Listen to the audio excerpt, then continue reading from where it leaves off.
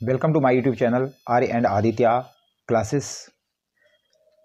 दोस्तों, आज के वीडियो के अंदर हम परीक्षा अध्ययन सेट 1 क्लास 8th का जो है पार्ट नंबर 4 देखेंगे। इससे प्रीवियस वीडियो में पार्ट 3 के अंदर तक हमने जो है एक्सरसाइज और बाकी जो है शॉर्ट क्वेश्चंस और कुछ इंपॉर्टेंट क्वेश्चन इसके अंदर हमने कवर किए हैं। आप उनको जो है प्लेलिस्ट के में जो है आप देख सकते हैं। और नेक्स्ट क्वेश्चन शुरू करते हैं। अब इसके अंदर देखिए क्वेश्चन है, फाइंड द स्मॉलेस्ट नंबर। ऐसा छोटा से छोटा नंबर जो है हमें पता करना है बाय विच, जिससे 256 must be multiplied to obtain a perfect cube. तो 256 जो है ये परफेक्ट क्यूब बन जाए तो ऐसा कोई नंबर हम किससे मल्टीप्लाई कर दें कि ये जो है परफेक्ट क्यूब बन जाए। अब परफेक्ट क्यूब का मतलब देखिए कि हमें यहाँ पे 3-3 का पेयर बनाना होता है। और जैसे जैसे इस क्वेश्चन को मैं समझाता जाऊँ, देखिए तो पहले हमें जो 256 दिया हुआ है तो 256 का हमें फैक्टराइज करना है। किस तरह से करना है वो मैं बताता हूँ आपको। देखिए 256 यहाँ हो गया।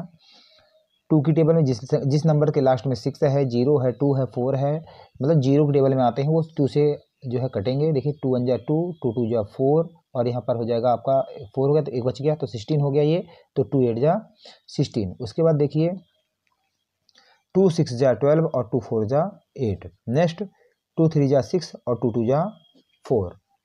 फिर से 2 है लास्ट में तो 16 2 जा 32 होता है और 2 8 जा 16, 2 4 जा 8, 2 2 जा 4 और 2 1 जा 2। तो यहाँ पर देखिए पेयर बनाइए, एक पेयर 3 का ये बन गया, एक ये बन गया। लेकिन इसमें क्या है कि लास्ट वाले में 2 ही बन रहे हैं। इसका मतलब ये है कि यदि एक और 2 इसको मिल जाए तो ये जो है परफेक्ट क्यूब बन जाएगा। तो इसी प्रोसेस का पूरा इसमें जो है काम रहता है। क्यूब में हमें 3 के पेयर बनाने होते हैं। तो यहाँ पर देखिए किस तरह से, एक तो आप इसको आप नोट कर लीजिए और उसके बाद लिखना क्या है देखिए। तो the prime factorization of 2 is not a group in the triple. जो 2 है वो जो है ट्रिपल के ग्रुप में यहाँ पे देखिए नहीं है। तो the smallest required number to multiply 256 to make it perfect cube is 2। तो इस लैंग्वेज को आपको लिखना पड़ेगा। ये एक जो है बेसिक अच्छी लैंग्वेज है तो इसको आपको नोट करना है। तो आपने जो है इसका जो है इसको फैक्टराइज करके बनाना है, फिर ये दिखा के देना है इस तरह से पेयर बना के, और फिर ये जो है आपको लिख देना है और आपको इसमें जो है पूरे नंबर मिल जाएंगे। तो आई होप आपको ये समझ में आ गया होगा। ये आप देख सकते हैं।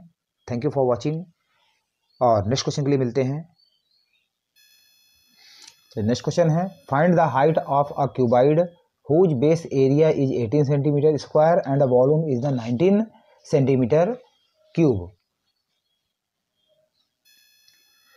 तो find the height of the cuboid whose base area is 18 centimetre and the volume is 90 centimetre cube दिया हुआ है। यहाँ पर आपको ध्यान देना है, कभी भी वॉल्यूम आएगा तो सेंटीमीटर क्यूब या मीटर क्यूब ऐसे आएगा और एरिया हमेशा स्क्वायर में आता है। तो पहले हमें बेसिक चीज़ें, कुछ चीज़ें हमें पता होनी चाहिए। उसके बाद क्यूबाइडल शेप मैं दिखा देता हूँ। जैसे मैंने ये रखा हुआ, देखिए ये एक क्यूबाइडल शेप को दिखा रहा है। इसके अंदर ये लेंथ हो गई, ये ब्रेथ हो गई और ये वाली हो गई हाइट। तो ये चीज़ आपको इस क्यूबाइड के अंदर जो है पता होनी चाहिए। एक ये 3D शेप है जिसके अंदर ये लेंथ है, ये ब्रेथ है और ये वाली हाइट होती है। अब नेक्स्ट देखते हैं हम गिवन क्या क्या है। गिवन इसके अंदर दिया हुआ है कि बेस का एरिया। बेस का एरिया का मतलब ये होता है कि जैसे ये नीचे वाला जो है बेस है, अब बेस का एरिया ये है बेस, देखिए। तो यहाँ पर ये देखिए बेस में यदि मैं बात करूँ या इसी को आप बेस मान लीजिए, यदि मैं उल्टा ऐसा रखूँ तो ये बेस हो जाएगा। तो इसके अंदर जो है ये एक रेक्टेंगल शेप का है। यदि उस पर वाले को आप देखेंगे तो इसका मतलब इसका एरिया लेंथ इंटू ब्रेथ होगा। ये भी ऊपर वाला एरिया एक जो है रेक्टेंगुलर शेप का होता है क्यूबाइड का। तो इस चीज़ को हम यहाँ पे फॉलो करेंगे। देखिए तो बेस एरिया जो है इसकी जगह में हम लेंथ इंटू ब्रेथ भी लिख सकते हैं और ये हमारा गिवन है 18 सेंटीमीटर स्क्वायर। उसके बाद वॉल्यूम हमारा ये गिवन हुए है, इसमें कोई दिक्कत नहीं। वॉल्यूम ऑफ द क्यूबाइड होता है हमारा, देखिए length into breadth into height. अब लेंथ इंटू ब्रेथ, इसी को इसने क्या दिया हुआ है, बेस एरिया। तो इसको हम क्या, इसकी जगह में क्या लिख सकते हैं हम, बेस एरिया इंटू हाइट, ये चीज़ भी लिख सकते हैं।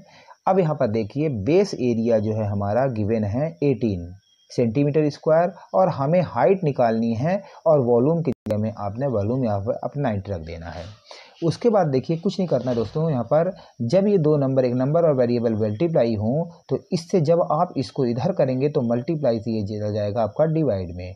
फिर यहाँ पर देखिए 18 की टेबल में काटिए आप, 18 1 जा 18, 18 5 जा 90। तो इस तरह से दोस्तों h = 5 जो है यूनिट इसकी सेंटीमीटर है, तो हाइट जो है 5 सेंटीमीटर आपकी यहाँ पर आ गई। तो पहले तो आप इसको नोट कर लीजिए जो मैंने कराया हुआ है, ये जो मैंने समझाया हुआ है आपको इजी वे में। इसके बाद आप जो है इसको आप जो बुकिश लैंग्वेज के अंदर यदि आप लिखना है तो आप इस तरह से आपको लिख सकते हैं कि height of the cuboid 90 centimetre cube upon 80 centimetre का स्क्वायर। तो यहाँ पर आप ऐसा भी दिखा सकते हैं कि ये सेंटीमीटर स्क्वायर है, इस पर 3 है तो 1 सेंटीमीटर बचेगा, तो 5 सेंटीमीटर आपका आंसर होगा। तो आई होप ये क्वेश्चन आपको इजी वे में समझ में आ गया होगा। नेक्स्ट क्वेश्चन देखते हैं। उसके बाद नेक्स्ट क्वेश्चन है, देखिए find the common factor in the given terms. बहुत ही इजी क्वेश्चन है ये। 2y है और एक 24xy है। देखिए इसमें कॉमन फैक्टर यानी दोनों में हमें क्या कॉमन मिलेगा वो चीज़ हमें यहाँ पे देखना है। देखिए 2y को हम 2 और y के फॉर्म में हम तोड़ सकते हैं कि 2 अलग कर दिया हमने, y अलग कर दिया। 24 को 24 का आप फैक्टराइज कर दीजिए, प्राइम फैक्टराइजेशन, तो 2 1 जा 2, 2 2 जा 4, यहाँ पर देखिए 2 6 जा 12 और 2 3 जा 6 एंड 3 1 जा 3। तो कितने बार 2 है, यहाँ पर 3 टाइम्स है, तो ये हमने यहाँ पे लिख दिया। एक बार 3 है, ये लिख दिया, और x × y इसके अंदर है। सबको अलग अलग कर दिया। इसके बाद दोस्तों यहाँ पे देखिए क्या करना है हमें, यहाँ पर हमें इनके जोड़े मिलाना है। यहाँ पर देखिए ये 2 2 यहाँ पर भी है, तो ये 2 और 2 इनसे एक पेयर यहाँ पर रख देंगे। और यहाँ पर देखिए एक तो y यहाँ पर है, एक y यहाँ पर है, और बाकी चीज़ें नहीं हैं, तो इसलिए इसका आंसर 2y हो जाएगा। तो 2y इसका सही आंसर होगा। इसी तरह से नेक्स्ट क्वेश्चन में देखिए 21ab।